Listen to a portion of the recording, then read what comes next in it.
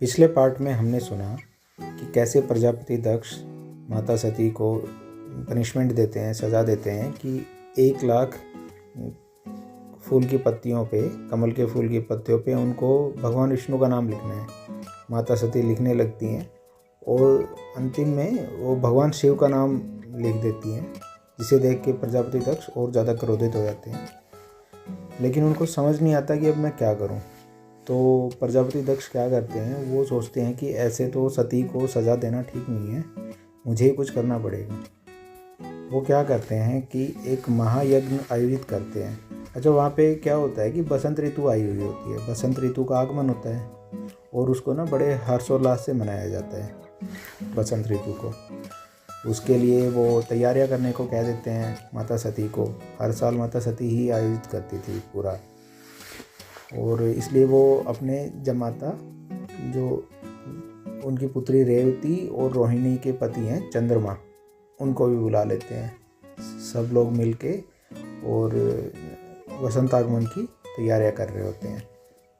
ठीक है, इधर प्रजापति दक्ष क्या करते हैं कि एक महायज्ञ बुलाते हैं, एक महामंडल, जिसमें वो अपने आगे जो लिखने वाले हैं सनीता, उसके बारे में सबसे विचार विमर्श करेंगे और उसमें वो भगवान शिव को भी बुला लेते हैं, आमंत्रित कर लेते हैं। नारद मुनि जो होते हैं वो और ऋषि दधीची, ये सब जाकर भगवान शिव को निमंत्रण दे आते हैं। भगवान शिव आने को तैयार हो जाते हैं। अब जब ये महामंडल चल रहा होता है, इसमें सारे देवतागण भी आते हैं।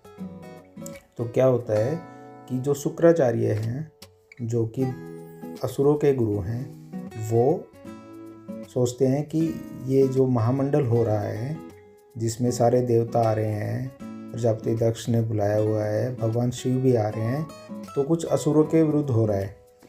तो वो युद्ध की तैयारी करने लगते हैं उधर से। लेकिन उनको पता चलता है कि ठीक है, भगवान शिव जा रहे हैं, तो एक बार वो भी आगमन, उनको भी बुलाया जाता है एक्चुअली, तो वो भी जाके उसमें सम्मिलित होने के लिए चले जाते हैं महामंडल में, शुक्राचार्य जी।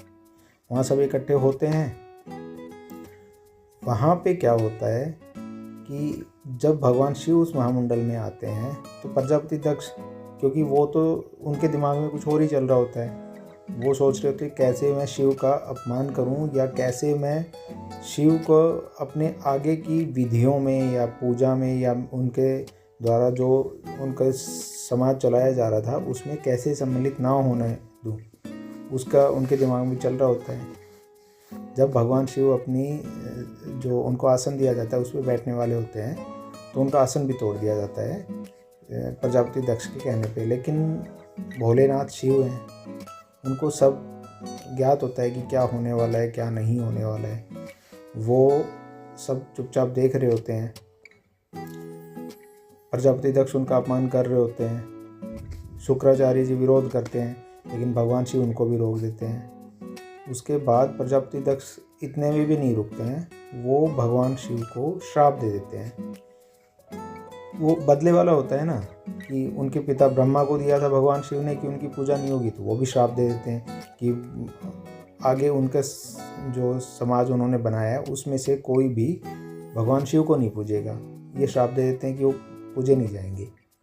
भगवान शिव को क्या फ़र्क पड़ना है, उससे कुछ फ़र्क नहीं पड़ना है। ठीक है, भगवान शिव चले जाते हैं वहाँ से।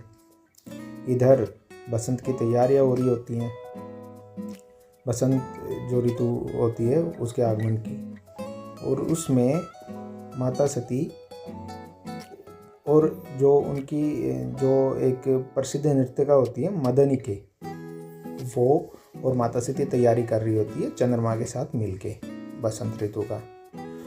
उसी के कुछ चीज़ें लेने के लिए माता सती और मदनिके दोनों वन में जाती हैं। वहाँ पे तूफान आ जाता है, और तूफान क्या होता है कि बहुत भयंकर तूफान आ जाता है, जिसमें भगवान शिव उनको बचाते हैं।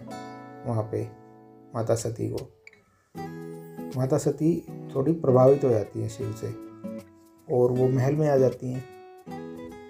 जब वो उन्हीं के बारे में सोच रही होती हैं, तो क्या होता है कि वो एक वहाँ पे नृत्य प्रस्तुत करना होता है। जो नृत्य प्रस्तुत करना होता है उसमें वो नृत्य करती हैं तो चाहती हैं कि भगवान शिव भी उनके साथ आ जाएं। वो इतनी प्रभावित हो जाती हैं। तो जब वो नृत्य करने लगती हैं तो आह्वान करती हैं भगवान शिव का। भगवान शिव वहाँ आ जाते हैं और दोनों नृत्य करते हैं। नृत्य करते करते वो बेहोश हो जाती हैं। भगवान शिव वहाँ से चले जाते हैं। जब वो बेहोश हो जाती हैं और उनकी नींद नहीं टूटती है, बेहोशी नहीं टूटती है, तो सब वहाँ पे आ जाते हैं। प्रजापति दक्ष हैं और भी जो वहाँ पे उपस्थित होते हैं, चंद्रमा, उनकी पत्नी, सब। तो वो कहते हैं कि ये योग निंद्रा है, ये भगवान शिव के स्पर्श ही टूटेगी, अदरवाइज नहीं टूटेगी। प्रजापति दक्ष कहते हैं कि नहीं, ऐसा कैसे हो सकता है।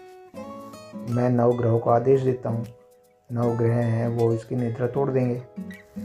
वो कहते हैं कि वो 9 ग्रह से संसार चलता है, ना कि भगवान शिव के कहने पे। 9 ग्रह राजा को रंग को राजा बना सकते हैं। मैं आदेश देता हूँ कि 9 ग्रह आए और निद्रा को तोड़ें। 9 ग्रह आते हैं वहाँ पे, लेकिन माता सती हैं, उनकी योग निद्रा थोड़ी तोड़ पाएंगे। वो योग निद्रा नहीं तोड़ पाते हैं।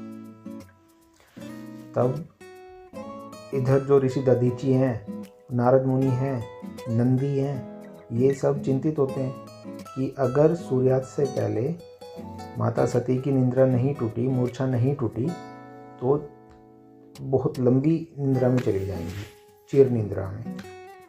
तो वो भगवान शिव से प्रार्थना करते हैं।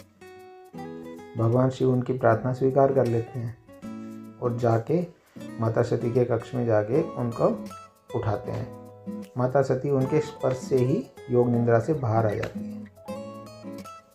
हर हर महादेव।